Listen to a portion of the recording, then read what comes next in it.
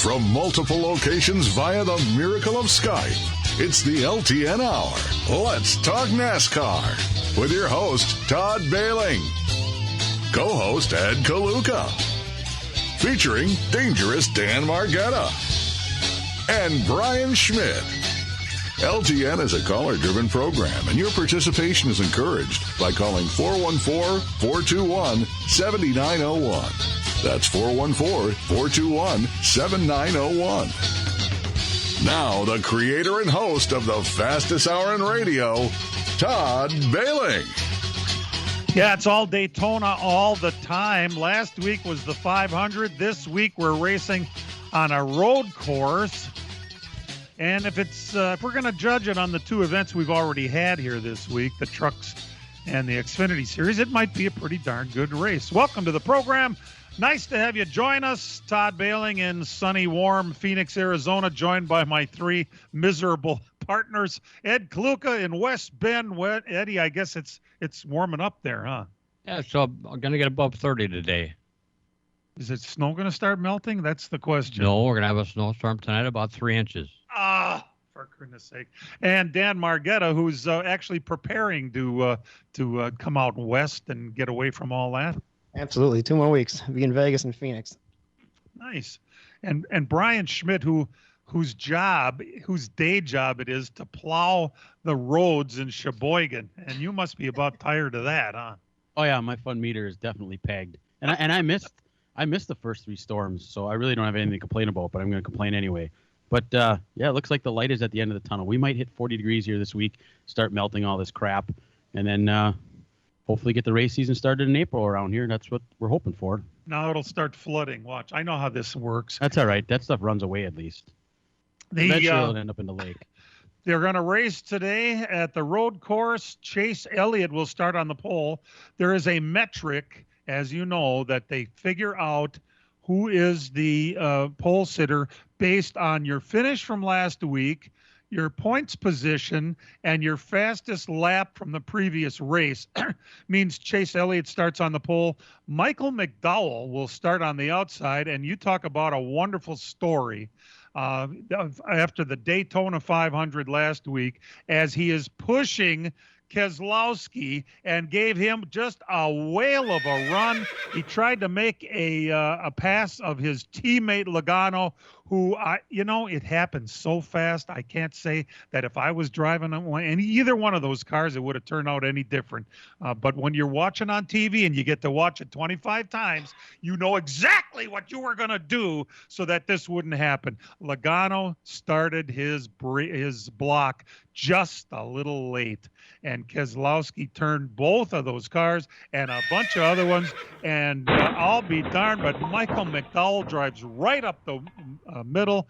It was 14 years worth of racing, 358 starts. The only time he would ever show up in a highlight reel was a qualifying crash at Texas in 2006.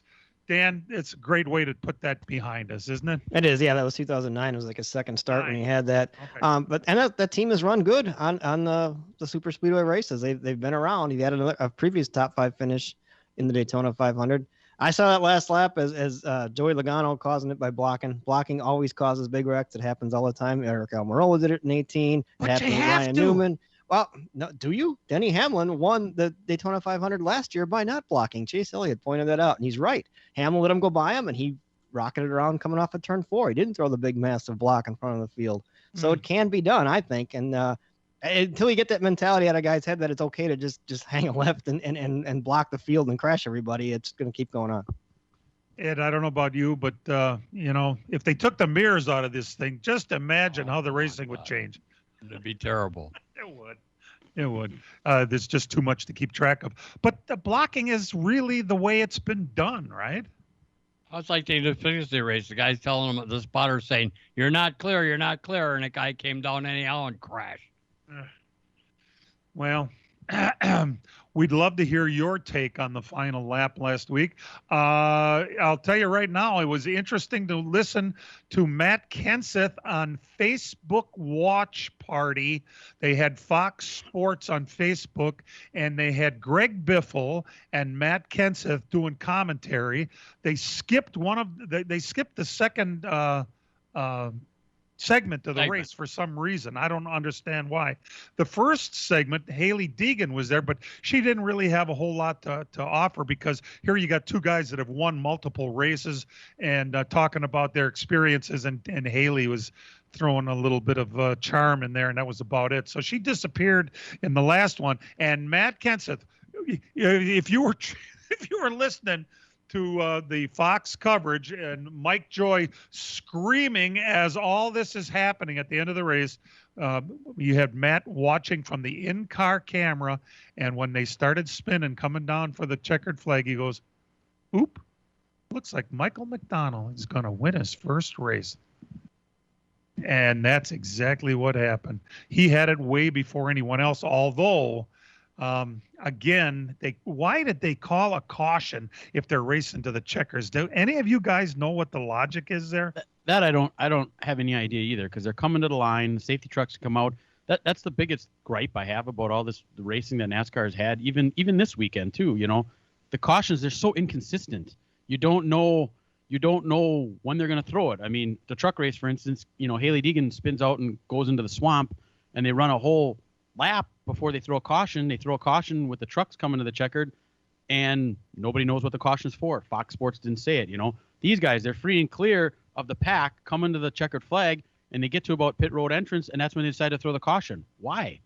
I think it had to do with the wreck. It's not like a dirt race. A dirt race, you could be 100 feet from before the checker flag, get a yellow, and have another restart, have 100, and have multiple restarts on a dirt track 100 feet from the checker. Right. That's stupid. Yeah, well, here too, I mean, the race is going to be over. They're going to race to the line. I think McDowell probably would have won it anyway, but now now you leave it in doubt, because you got people saying, well, it looked like maybe Chase was leading, maybe it wasn't. I mean, when it's all said and done, obviously Michael was the winner, but why even leave that in question? Let him come to the line. Did you see the wreck? Did you see the hits that the 2 and the 18 Sure. took? And those are some serious hits, and there was fire and everything else as well. I think that's what had a lot to do with it, because you got to get the safety car people there as quick as you can, and if you got cars rocketing around at 200 miles an hour coming back there, they're gonna have to wait that much longer. But they shouldn't be coming back there again, though, right, Dan? I mean, because you're coming to the checkered, and once the leaders cross the line, I mean, those guys slow down anyways. Yeah, there's nobody. The whole pack was clear of them already on the 2.5 mile track. I mean, I get it on half miles, and even mile tracks, even a mile and a half, so they get around there pretty quick. But that's 2.5 miles around there, and that crash was in turn, 3. And they're coming to the line, and sometimes they do, and sometimes they don't, and I don't know. There's just like no consistency to it. They are consistent in their inconsistency. There you go. That's exactly. It in a nutshell. And it really was a real close finish, because Fox Sports did show the exact moment that between the 34 and the 9 car where they were positioned when that yellow flag came out. They did a nice job of that. But boy, it sure seemed like they could have raced back to the checkers, and it wouldn't have meant any kind of danger to the guys that were already out on the track. But then again, you make instantaneous decisions, and you live with them, and you hope the decisions that you made were right. And when all the dust settled, Michael McDowell, a very popular driver, wins his first race. McDriver! We'll be back right after these. As a growing manufacturing company, we needed security solutions. We chose Bonafide because of the services they offer, pricing, and trusted reputation. But it's their outstanding service and support that convinced us we made the right choice with Bonafide. When businesses need security, they contact Bonafide Security Solutions. From locks and alarms to safes and surveillance, we do it all. We are Bonafide. We protect what you value. For your free security survey, call us today or visit bonafidesafe.com. It's a red, white, and blue weekend of family fun as Road America hosts the NASCAR Cup Series July 1st through the 4th in Elkhart Lake, Wisconsin. 4 huge days of stock cars featuring the NASCAR Cup, Henry 180 Xfinity, and Trans Am Series. Camp on site and catch every lap. Enjoy fan activities including autograph sessions and free family fun zone. And free admission for youth 16 and under. Get your printed home tickets today before they sell out at roadamerica.com. That's roadamerica.com. Come for the experience, stay for the race. Road America, your national park of speed. The NASCAR Cup Series. And we're racing at the Daytona Road Course. Returns to the World Center of Racing. Coming to the checkered flag, and it is not over yet. NASCAR's top stars square off. They make contact, and around goes Ryan. For an epic battle on Daytona International Speedway's grueling 14-turn road course. It's the O'Reilly Auto Parts 253 at Daytona. Our coverage starts later today at 1 on Milwaukee's home for NASCAR, the Big 920. I promised you we were going to keep track of Wisconsin's one and only full-time Cup racer, Josh Bilicki. Josh finished 24th. He was 6 laps down. He was so slow that it kept him out of trouble most of the day. All the other accidents happened, and he drove through without a problem. He had a respectable finish, and because of that finish, today, he starts in the middle of the pack on a road course where he's in his strong suit, and he might actually have a good run today. Dan, you guys said he finished, what, he top was like 15? He was 12th here last time they ran the road course. I've got him in my fantasy lineups. I think he shines on a road course. And you talk about, being in a car that's slow and being in the race. There's a guy that drove the motorhome for Trevor Bayne years ago. Starting parked a whole bunch of cars just to be there, just to be on there, and he won the Daytona 500 last Sunday. So I mean, it's there, I mean, you can't knock it too bad because I mean, you do what you do to stay in the game, and maybe it works out. Michael McDowell wasn't exactly a back marker. He's in a mid-range team that has won races in the past. And that's not really the case in Josh's case, but maybe the first win is today. You just never know. So we'll have to keep very close eye. If you'd like to call the program, you can call us at 414-421-7901. Larry out in Pewaukee becomes our first caller of the day. Larry, let's talk NASCAR. Good morning, guys. I hope you can hear me. I'm having a little trouble hearing you, but I'm going to go ahead. I have a hypothetical question. They had a big wreck at lap 15. A lot of really good cars were damaged. And then during the course of the day, they had a number of yellow flags that the cars could be worked on. Say they got a car that was worked on and actually came back to win the race, but because of some of the body work that had to be done, they weighed underweight. What would happen? Ed, I'm going to defer to you on this one. If you're underweight, you're gonna experience a penalty. The cars do have a cushion in them at 3,300 pounds, 3,200 pounds plus the driver. But as far as any penalties for body work or movement of the car, you still get nailed if you're too low or too high. So if your deck lid is all smashed down, you're going to be in trouble and you're going to be disqualified. Do they weigh the cars after the races now? I'm not sure, Dan. I don't know if they do or not. I don't think they do. Oh yeah, they go through they do go through and have check heights, but I don't know about weight. Remember, was it Waltrip that had Bertha the Gatorade Monte Carlo that it was full of buckshot, and then on the pace lap they'd pull a trap door and all the buckshot would fall out of the car. Bombs away, he'd call on the radio. Right. Bombs away. Yeah, you didn't have anything to do with that, did you? No, But when they have to get to weight, if they're too light and they know they're going to be light, they put the buckshot in the fuel can back then, and when they add the fuel, they dump the lead into the trunk area. Oh, nice. I love that. Larry, I hope that answers your question. Yes, I have a follow-up, if I could. Sure, go ahead. I don't know if I was sleeping last year or what, but I was really surprised with the Cup qualifying, where it was so important.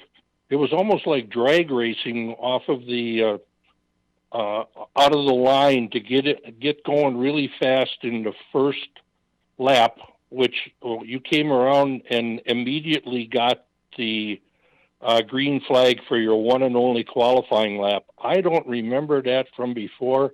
I know it had to be tough on the drivetrain. In fact, one of the NASCAR truck teams, they threw the drive shaft out doing that on the pit lane getting started. And I wondered, is that something recent that they don't get a full warm-up lap? I think it is, because they used to do that, give you one warm-up lap, but it took forever to qualify single car qualifying there. And I think they might have. Ed, do you remember when Musgrave had the Dodge truck and he put those flares and they made him run those? Yeah. He was so fast, they made him put the flares on. He took the warm-up. Yeah, he took the warm-up lap and he scraped along the wall and knocked all the flares off and then went and put the lap in. And pissed NASCAR off bad, too. They were shaking their fist, and they couldn't do anything about it. Ted just shrugged his shoulders and said, I hit the wall. What am I supposed to do? And as far as the launch, they do that every pit stop. They launch the car to get up to speed, and they leave the pit as hard as they possibly can. But there are drivers who do not know how to drive or how to work the clutch and how to get the rhythm of the engine up to take acceleration out of the pits. So if you have a poor driver, you can snap an axle because they snap the clutch too hard instead of slowly feeding the power into the drivetrain. There's a talent to that. Wow.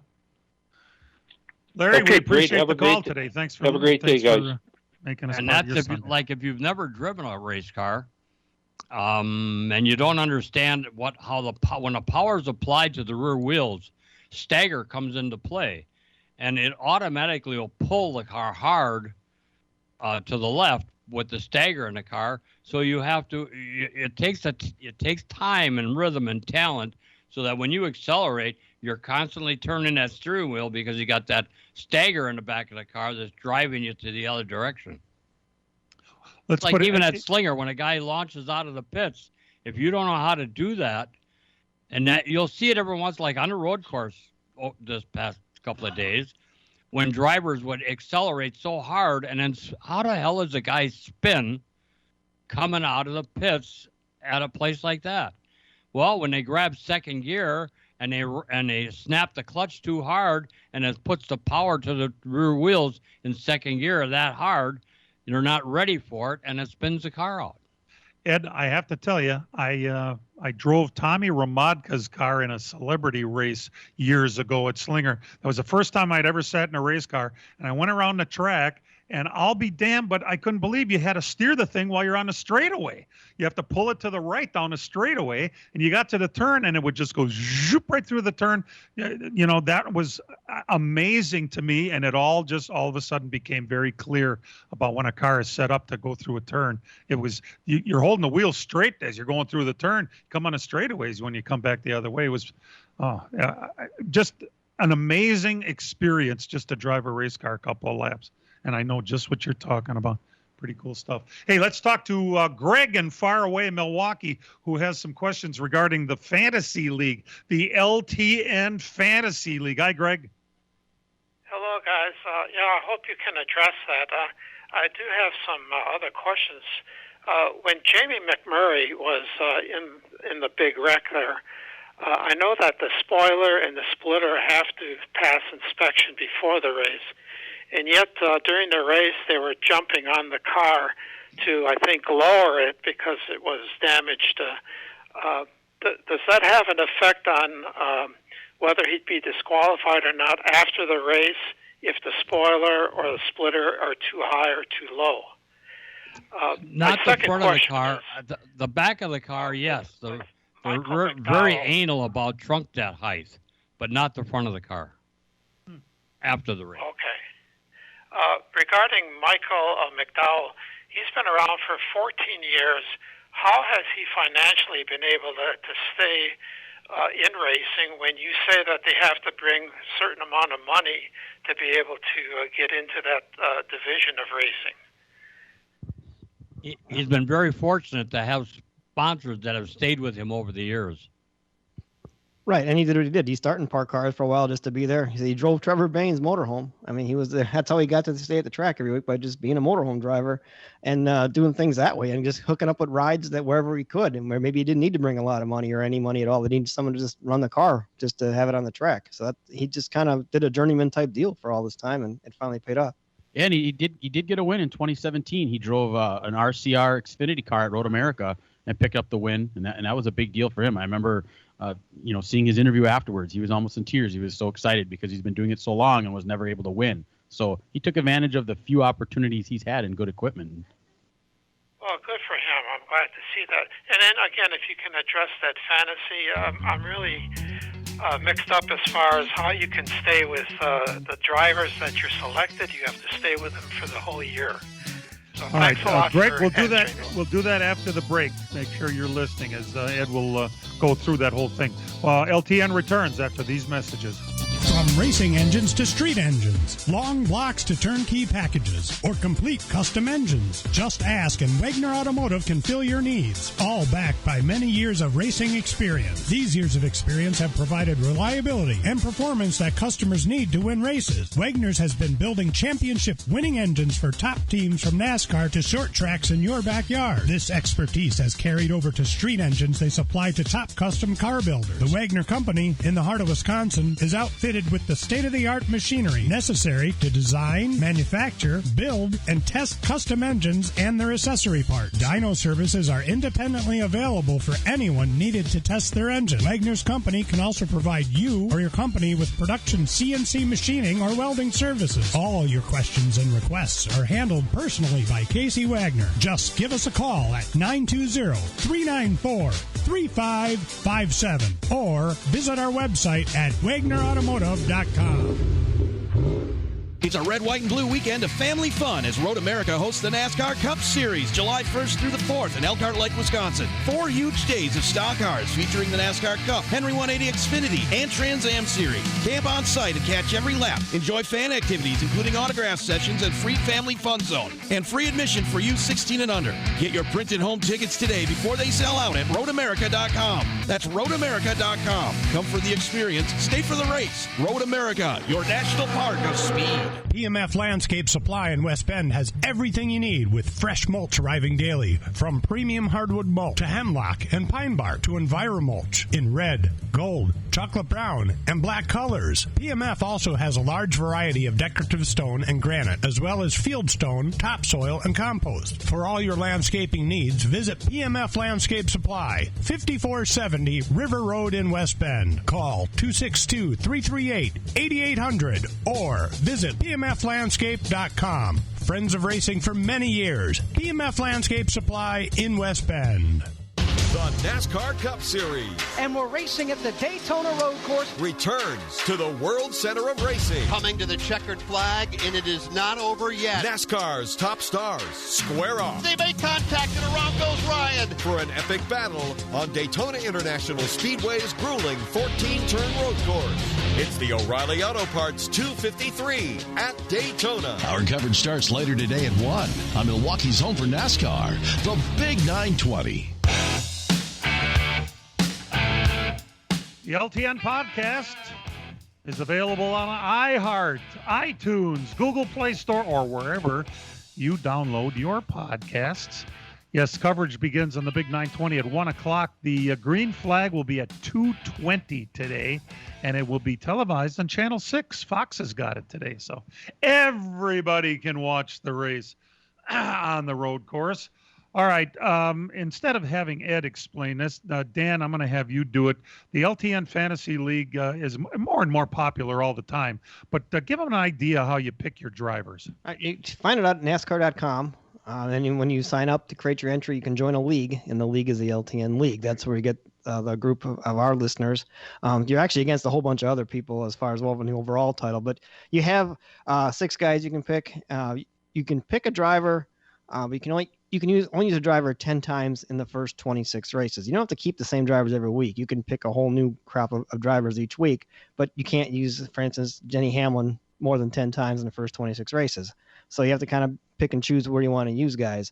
You have one driver that goes in the garage, and the driver in the garage is kind of like your mulligan. if one of your other drivers that are in your lineup has a problem on lap like 15, like what happened in the Daytona 500 last week, you can, and the other guy in the garage didn't get in that wreck, you can move him over to your starting lineup, but you got to do it before the end of the second stage, I think it is.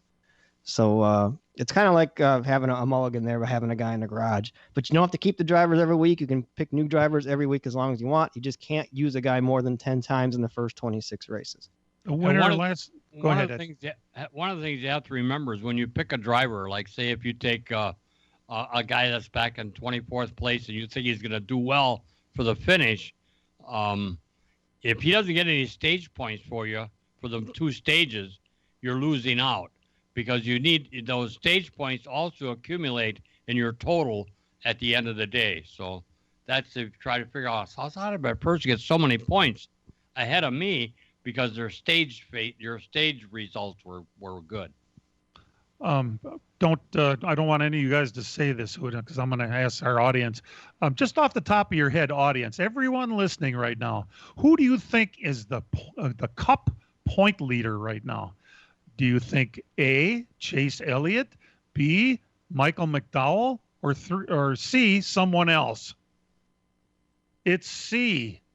Austin Dillon is the point leader.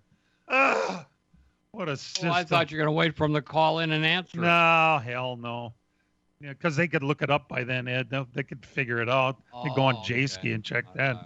Just the fact that, who would have thought that Austin Dillon was your point leader? I don't know. I'll bet you Ron in Ripon, Wisconsin wouldn't have thought that. Ron is our next caller. How you doing, Ron? Doing good. No, I would not have guessed Austin Dillon. I was curious on that last accident at the 500. Do you guys think Keselowski's fuel cell ruptured when he went up into the fence there? I thought it was one heck of a fireball when he hit the fence there. It sure looked like something. And the fire came when he got hit by the 18 by Kyle Busch, but then Austin Cindric piled in there. And that's what really started, ignited the fire, which was probably fluids or oil, gas, whatever that was. But I was kind of concerned as well. I mean, those are some pretty big hits. And with fire, it's always bad. And it took a little bit for Busch and, Keselowski got out right away. He was mad, but it took a little bit for Kyle Busch to get out. I wonder if those guys are talking to each other yet. I guess they haven't really discussed it yet, the two teammates. Joey said he was going to talk to him before the race, but Joey has a kind of a history of pissing people off, and might as well be his teammates right away. And since we're doing that, Penske lost 3 cars in that last melee. You can maybe apologize to the boss too right away. It seems like to me, Ron. Yeah, would have been fun being at the meeting on Monday morning at Penske. I'll tell you that. And I'm sure it was a virtual meeting, Yeah. I'm sure it was a virtual meeting. Yeah, with masks on. Yeah, true. Yeah. Ron, thanks for the call. Okay, that's all I got. Appreciate it. To call the program and give us your take on last week's Daytona 500 or anything having to do with the road course race today is week 2 out of the first 3 weeks being raced in Florida. You can call us at 414-421-7901 and give us your thought on the whole thing. And that would not have been a fuel cell rupture. Oh, it wouldn't? No, if that 22 gallons would have went up, it would have been a hell of a lot bigger than that. Probably gallons, just what was in the line, I'm guessing. Maybe just the line because there's a check valve on there so it doesn't open. Yes. But that, as quick as that fire was and as quick as it went out, probably was just what was in the fuel line. But boy, there must be a lot of fuel in that line to create such a big fire. It only takes a gallon of gas to make that kind of fire. Oh, yeah. Yep. Okay. Definitely. Yeah. Well, I'm not arguing with a firefighter. You can damn well be sure about that. So yesterday, as we mentioned, they raced the Xfinity Series on the road course. Ty Gibbs won that thing. It was his first ever time racing one of those cars. He had no practice, no qualifying, no live pit stops before. It was his first race, and he won the thing. And really, as entitled with the name as he is, you got to go out and perform, guys. I realize it's not easy to take these silver spoon boys. Between Cindric and Gibbs, that was a silver spoon marathon right there. But Gibbs, I'm telling you, he drove that car. I was totally blown away and impressed. Yeah, I thought he drove to that win. I mean, for his first race ever to have everything in that series, the moves he made late going into turn one, I thought were, I mean, he probably doesn't know any better, and he made it work, and that was cool that way. Total opposite from the ARCA race. I thought he was kind of a crybaby after the ARCA race. I thought he redeemed himself with the Xfinity race. Yeah, I mean, that looked like natural talent to me. Will he continue with it? I don't know. I mean, how will he perform on an oval in an Xfinity car? I don't know. But I mean, for a guy that doesn't do much road racing, he sure seemed to have the knack for that. A lot to do with simulation, I'm sure he's a kid that's on iRacing quite a bit. So, I mean, that's where you really learn your road racing stuff. I can't wait to see Sam Mayer versus Ty Gibbs. Isn't that going to be a wonderful matchup over the years? They already have a rivalry from the ARCA racing. Oh, yeah. And Gibbs dumped him a couple times over the years. And here we are, 17 and 18 years old. We are going to be seeing those guys for many years battling it out. And it'll be fun for everybody involved. So I'm looking forward to it. We'll be back. Hang in there. As a growing manufacturing company, we needed security solutions. We chose Bonafide because of the services they offer, pricing, and trusted reputation. But it's their outstanding service and support that convinced us we made the right choice with Bonafide. When businesses need security, they contact Bonafide Security Solutions. From locks and alarms to safes and surveillance, we do it all. We are Bonafide. We protect what you value. For your free security survey, call us today or visit bonafidesafe.com. PMF Landscape Supply in West Bend has everything you need with fresh mulch arriving daily. From premium hardwood mulch to hemlock and pine bark to EnviroMulch in red, gold, chocolate brown, and black colors. PMF also has a large variety of decorative stone and granite, as well as field stone, topsoil, and compost. For all your landscaping needs, visit PMF Landscape Supply, 5470 River Road in West Bend. Call 262-338-8800 or visit PMFlandscape.com. Friends of racing for many years. PMF Landscape Supply in West Bend. The NASCAR Cup Series. And we're racing at the Daytona Road Course. Returns to the World Center of Racing. Coming to the checkered flag, and it is not over yet. NASCAR's top stars square off. They make contact, and around goes Ryan. For an epic battle on Daytona International Speedway's grueling 14-turn road course. It's the O'Reilly Auto Parts 253 at Daytona. Our coverage starts later today at 1 on Milwaukee's home for NASCAR, the Big 920. Yeah, chicks for free. Dan, you mentioned you're heading to Vegas in, 2 weeks? Yeah, 2 weeks. It looks like they're going to allow fans. They got the approval. It's going to be at reduced capacity. I've heard anything from like around 16,000 to 20,000. We'll see how it goes. If you have tickets, I got a text message and an email that said they were it's all digital, so you're going to have to download your tickets and come in off your phone kind of thing. They'll seat you around. You may not get the exact same seat you had, but you'll be in the same area, and they're working on that. And this week, people that have tickets will get their download email to be able to find out where they're going to be. Looks like you get to go to all 3 races. I'm kind of excited. It also means, Dan, that it's the new Vegas. The hotels are at 25% capacity, and you can't be in any public areas without a mask on, as you might imagine. It certainly is a different environment than it was during the good old days, which doesn't seem like it was all that long ago. Yeah, about a year. It's been about a year now since we've been doing this. It'll be when I get to Vegas, it'll be a year since I've been to a Cup race. Hey, I want to bring up something about last week's race. Oh, good. Who was the first caution? Blue Eyes. Blue Eyes. Oh, Derek Cope? Derek Cope was the first yellow, and Dan Margetta's got a good story about Derek Cope and Kenny Schrader. I just remember years ago, it was like a test, and I think Cope was coming out of the pits, and Schrader was on the racetrack, and Cope pulled up in front of him, and they wrecked. And I never forgot the interview afterwards because it was so funny. They asked Schrader what happened. He says, "It's totally my fault. I take the blame for that. I grossly underestimated the stupidity of that SOB." I thought that was so Schrader, and it was so funny. Yes. Grossly underestimated the stupidity. That's a beautiful thing. Schrader. I miss Schrader. You want to see Schrader, you got to go watch him race. What is it, a modified, Brian, right? Is that where he does most of his racing? Yep, he runs still like darn near 100 races a year. Yeah, he was out here in Arizona a couple of weeks ago. I didn't get a chance. Up here in June, probably. He always comes to the big race up here at 141 in June. So Usually that's when we get to see him. I don't know if you guys saw this, but some bad news. Bob Jenkins, a name we all know very well. He was with ESPN back in the days when they were doing NASCAR races on television. And he's been the voice of the Indianapolis 500 on their radio network for 30 years.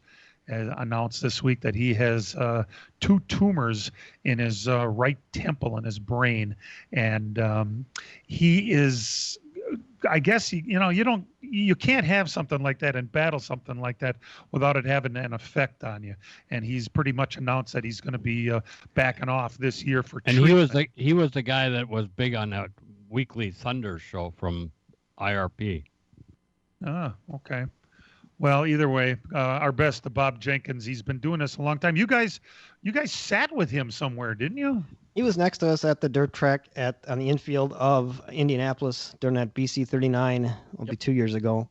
Yeah, we talked to him a little bit. He seemed really nice. He was talking to a lot of the fans. He seemed like a regular, just down to earth guy. He big really was one of the pioneers, really, when they did when ESPN started doing all those NASCAR races. He was the guy. And we kind of Bob Jenkins, Benny Parsons, and Ned Jarrett. I mean, those 3 guys were. Larry Newber was there to begin with. It was Larry Newber. Whatever happened to Larry Newber? He died a few years ago. A long time ago. Already. Yeah. He did, huh? And but they did that Speed Week show. Remember that was a weekly motorsport show. They did it like out of a garage. It seemed like, and ESPN picked it up, and that kind of took off from there. Yeah, Dave Despain did that. He did Motor Week Illustrated. Yeah, it was a Saturday afternoon show, if I remember right, and we'd all get together at Dave Schmalzer's basement bar and watch together because it was the only race coverage. Think how far we've come in a relatively short time, where it's just absolutely oversaturated right now, and it's great. You want to know something? There's going to be a show about it, and we have a listener. Bob Myers did Bob Jenkins called Kowicki's championship, and that was his biggest memory for him. And he's right. Yeah, he did. Here comes Alan. He's the champ. That's right. And he's going to be the champ. That's right. Jenkins was still the guy. Well, that was back when ESPN. They had it through, 99, Dan, didn't they? Or 2000?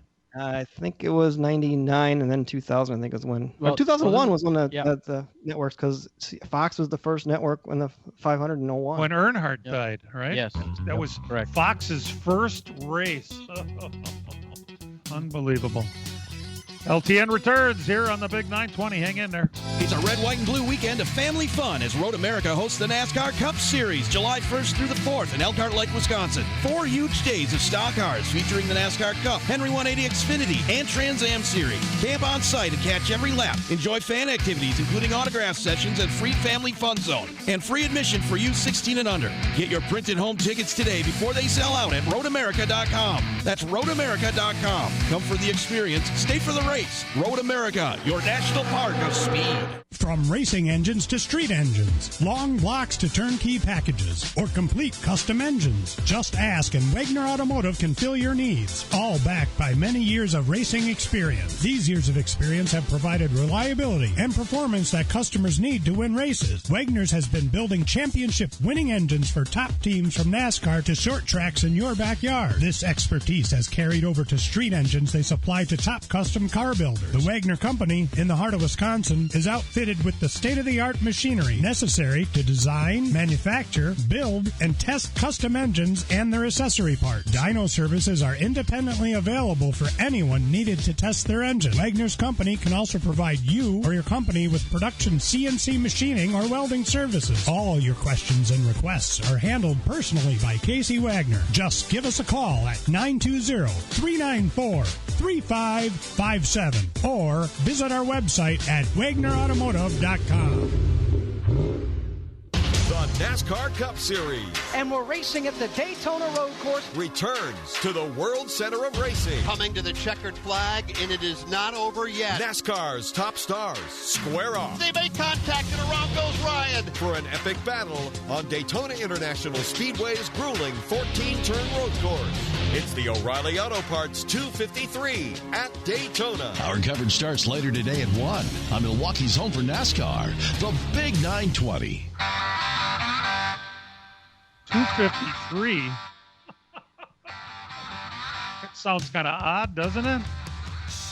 Sounds like we're at Phoenix. They used to do kilometer races. Remember that? Yeah, right. 312. The truck series raced on the road course Friday night, and of course, Todd, yes, that race was called the Brake Best Brake Pads 159. Oh my God! Well, that's perfect. How many miles? Well, it doesn't leave a whole lot to the imagination.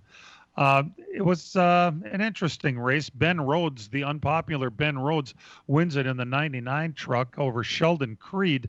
But we did have several Wisconsin drivers in the field. Derek Kraus was up and down in that race, and he was up when it counted. He finished 7th in the thing. Johnny Sauter was there. He was having a pretty damn good run. What happened there to Johnny late in the race? Road course. He said, I'm just trying to keep it on the asphalt. All right. Well, he finished 18th. Sam Mayer was there in one of his irregular starts. He's going to be driving different things where he's eligible to race until he turns 18 in June. But he was running up in the front when he had a problem and crashed. He had a number 75 truck, and he ended up not finishing the race, I guess. Came through the field twice from the back. He had a pit road penalty early on, and he came up to the front twice and then got run off the road and ended up crashing towards the end. It wasn't of his choosing. No, it wasn't. Yeah, Who ran him off? I have to look back. It was. I remember when it happened. He put him on the grass, and then they got him all out of shape. I have to look back at the replay to see exactly who it was. There was a lot of carnage in that one. A lot of weather in Daytona today at 68 degrees, 11% chance of rain. Wind from the east at 17. No chance of rain at all. Nice. Hey, that truck race set a record for the longest truck race in history for completing it. And it broke the record. You know what the old record was? 2019. Brian and I were there. At Daytona. There's several factors into a thing like that. Most of it has to do with the impatience of the drivers, though. Well, it started in the rain. I mean, that was very, very wet. Yeah, but that also leads to all kinds of interest that you don't usually see.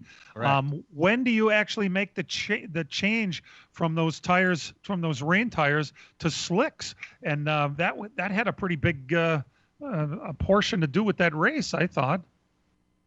Yeah, I mean, the trucks aren't used to that. They only run one road course a year, usually up in Canada, and I don't remember that ever having a rain race up there. So this could have been their first ever rain event, and it was definitely interesting and difficult for those guys and those crew chiefs. Those aren't normal crew chiefs like you have in the Cup Series. Those are new guys that do that also, and they got to figure that out when they want to switch tires. Yeah, to get used to it. It was part of the problem that Johnny had is when to go from wet to dry, and it was it's hard to make that decision when to do it, and you can't just put 2 on, you got to put 4 on. And I can't imagine Joe Shear has a hell of a lot of experience making that decision. Rain, yeah, but now they run those things. Obviously, the dry tires are on the dry, but now the wet tires, you actually have to keep moisture in them for them to be effective. Otherwise, they're really bad, right? So you have to keep those wet. Yeah, you got to hunt for puddles when it's starting to dry out. You got to run offline and make sure that you get them cooled down in the puddles. Oh, they heat up, I suppose, huh? Oh, yeah. Well, like the 88 truck, he didn't get tires. When them things came off, they were slicks. Jeez. When he took the rain tires off, there was nothing left. They were just slicks. A lot of these crew chiefs, it's like going back to school to figure out your strategy all over again. It's one thing, to put them on when it's pouring, that's an easy call. Now it's drying up in certain areas. What's the forecast look like? What's your driver telling you? Oh my God. And you hear the spotter up there, he says, well, it's sprinkling on the back straightaway yet, but it's dry going into the number 1 turn. And you'd hate to have slicks on when you're running through that wet in the back. Good God. But on the other hand, what an interesting race. It did take too damn long, but you got to follow the strategy. You got to watch the race. You could see the areas of the racetrack where it was wet, and drivers heading for that area just to keep the time. I mean, we learned a lot in that race, that's for sure. And it was, I thought it was pretty damn entertaining.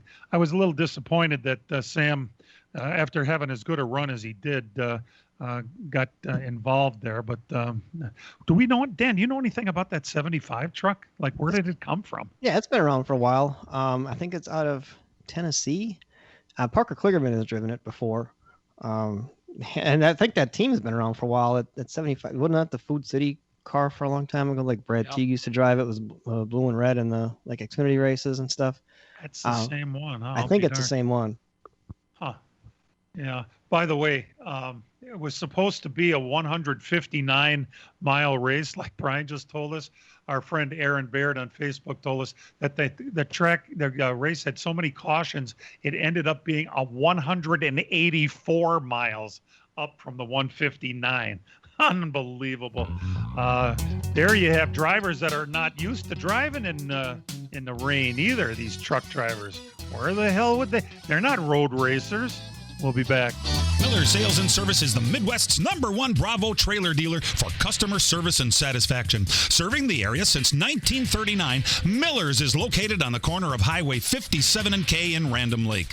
As the Midwest's #1 Bravo trailer dealer, Miller's has all kinds of Bravo trailers from 8 feet to 48 feet in stock.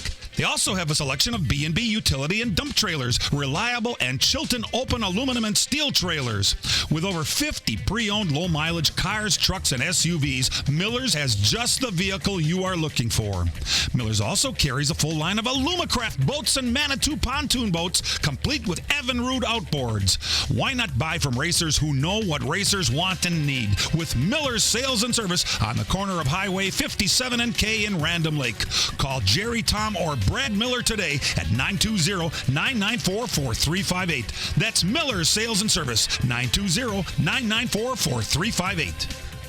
PMF Landscape Supply in West Bend has everything you need with fresh mulch arriving daily. From premium hardwood mulch to hemlock and pine bark to EnviroMulch in red, gold, chocolate brown, and black colors. PMF also has a large variety of decorative stone and granite, as well as field stone, topsoil, and compost. For all your landscaping needs, visit PMF Landscape Supply, 5470 River Road in West Bend. Call 262-338-8800 or visit PMFlandscape.com. Friends of racing for many years. PMF Landscape Supply in West Bend.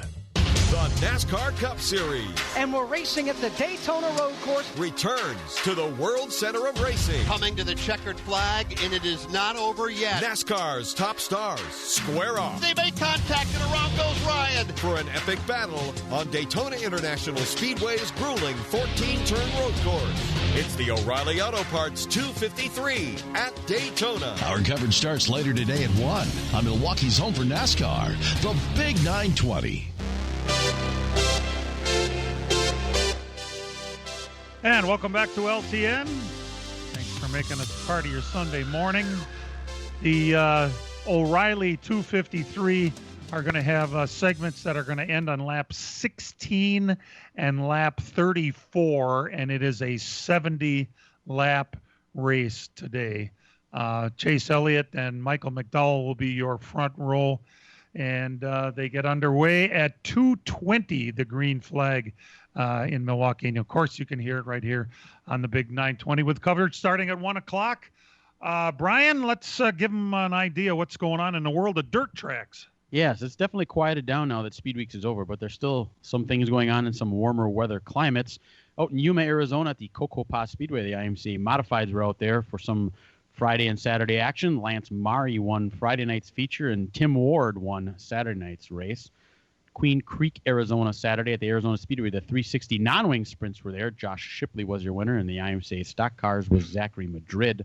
Out in Hanford, California, Saturday night at the Keller Auto Speedway, the King of the Thunder 360 sprint cars were there. Had some heavy hitters there. Shane Golobic was your winner. Carson Macedo was there. He finished second. Selzy was there. He finished third. So some top-notch guys were out there in California. I can't believe they're actually racing in California. But I guess it worked in that particular area. Down in Milton, Florida at the Southern Raceway, the USCS 360 sprints were there, and the ageless wonder Tim Schaefer picked up the win. If you remember, he won a couple weeks ago at East Bay, so he continued his winning ways down in Milton, Florida. And finally, in Nichols, South Carolina at the Lakeview Speedway, the Extreme Dirt Car Series. That's the series put on by the World Racing Group through the winter months. 7,000 to win for the late models. Ross Bales was your winner. Stuart Friesen made the trip after the truck race Friday night, hopped in his late model, and finished 5th against a pretty good field of car. He finished ahead of Chris Madden and Kyle Strickler, so that was pretty impressive for him. So that is everything we got. A lot of scheduling is in flux of people who follow the World of Outlaw sprint cars. Their schedule for like the next 2 months has been completely wiped out because of the restrictions in California. So their schedule has been pulled off. They're supposed to race in Texas next week, but everything in Texas is frozen, so they're not going to race there either. So for people looking to follow where the World of Outlaw sprint cars are going to run, you're going to have to keep up to on their website because they're going to completely have to revamp their schedule here for the next 2 months. Be 71 in Texas this week. So yes, their 2 races in Arizona were canceled. Their race in Vegas was canceled. So there's a lot of. It was supposed to be race weekend here too. NASCAR weekend they were supposed to. In fact, Dan, don't you have tickets for it? I did. Same with Vegas, but it's a Western swing, and when they can't run anywhere in California, I think in New Mexico, that's like 5 or 6 races off the schedule. It's not worth flying, swinging through the West for just 3 events. Right.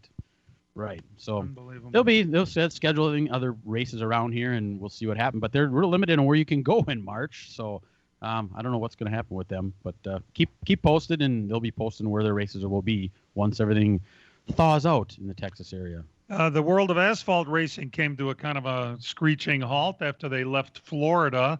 There was one race, Citrus County Speedway. Dan, is that in California? I think it's in Florida. Oh, it's in Florida. All right. And I believe it was around 3,000 to win. Not sure. Ernie Irvin's kid, Jared Irvin, won that one. It was last night. So congratulations to him. That's pretty much the only result from the World of Asphalt Racing. And but go ahead, Ed. We did have a question about shock absorbers on snowmobiles, and if Michael rebuilds them. He can rebuild any shock that's rebuildable. There'd be no problem. And if you have a question about your shock absorbers being rebuilt, you can call him at 704-425-7563 for Michael Kluka Shocks. Okay. There you go. Hey, we had some news this week. This SRX series is going to have a driver that's raced at Slinger before. Yeah, and I don't even know if they realize that Michael Waltrip is going to be making his second trip to Slinger Speedway. I have to remember the first time it was around, 89 or 90, Ed? I think it was 91. 91 that was? I remember he got in the back seat of my Thunderbird. There was no room in that thing, just because he didn't want to walk to the driver's meeting, if I remember right. Ed, but you were with him too. You were helping him out that day. Yeah. So, that was like, he came with, it was year Urban won the 500, which was 91. He was there. Oh, okay. And then at Madison is when it rained out. And we all went bowling that night. He was in your van, Ed. Remember? Never forget that night. I feel like a rock star. I got stories about that night. I can't tell. But someday, in fact, maybe we'll save it for the Hangover Show. The Kawicki program is getting ready to announce its 2021 semi-finalists. Dan, there were 15 last year and 10 this year, or is it the opposite way? I think there was 15 last year. They never got the finalists announced because everything kind of shut down. So I think they're going to add 10 to that and have 25 finalists. And then out of that, they'll pick their finalists for this year. I'm not sure how many are going to make. They may bump that number up because 7. Yeah, because we didn't have anything last year.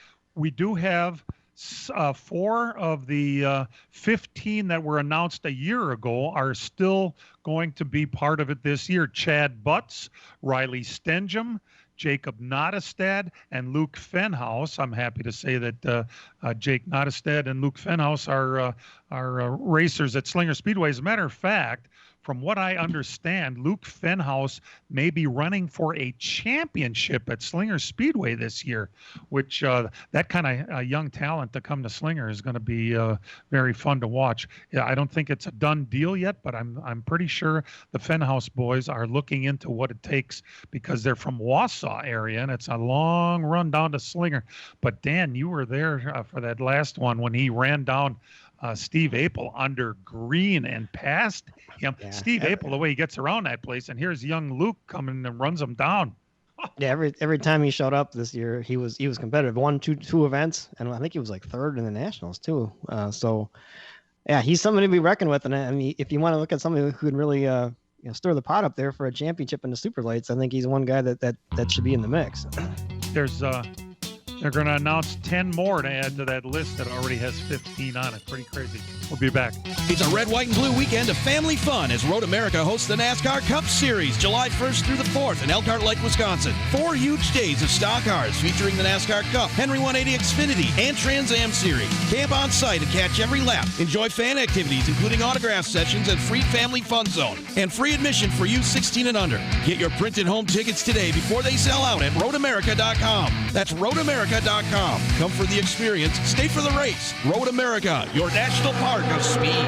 From racing engines to street engines, long blocks to turnkey packages, or complete custom engines, just ask and Wagner Automotive can fill your needs. All backed by many years of racing experience. These years of experience have provided reliability and performance that customers need to win races. Wagner's has been building championship winning engines for top teams from NASCAR to short tracks in your backyard. This expertise has carried over to street engines they supply to top custom car builders. The Wagner Company in the heart of Wisconsin is outfitted with the state-of-the-art machinery necessary to design, manufacture, build, and test custom engines and their accessory parts. Dyno services are independently available for anyone needed to test their engine. Wagner's Company can also provide you or your company with production CNC machining or welding services. All your questions and requests are handled personally by Casey Wagner. Just give us a call at 920-394-3557 or visit our website at wagnerautomotive.com. The NASCAR Cup Series.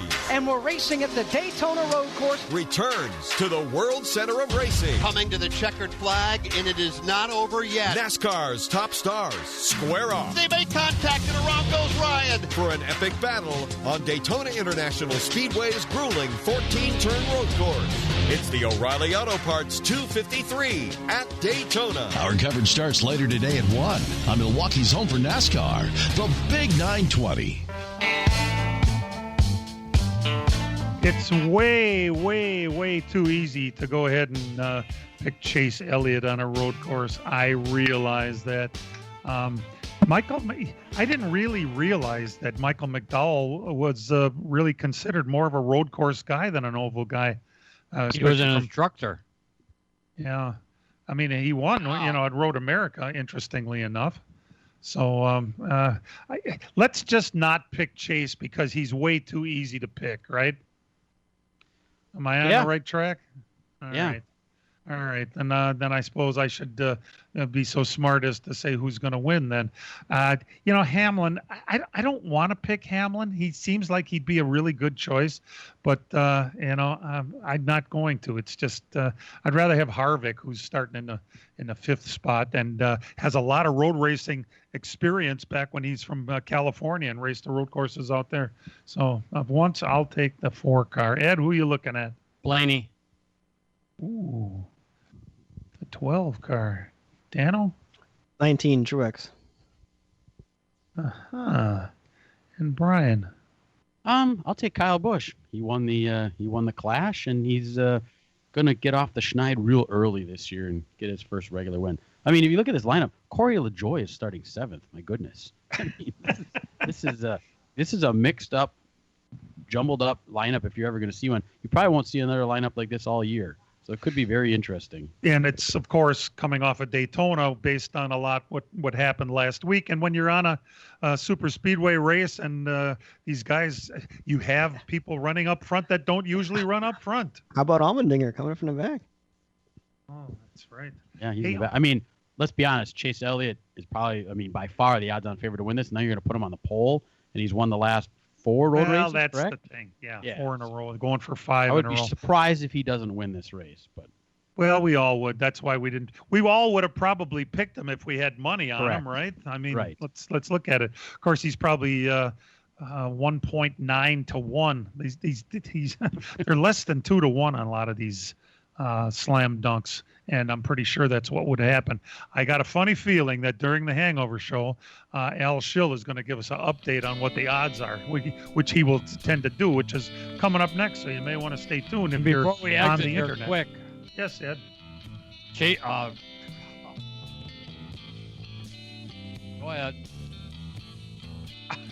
I'm sorry. Did you say you were going to say something? Missed the shift. I missed the shift. I broke the transmission. I clutched it.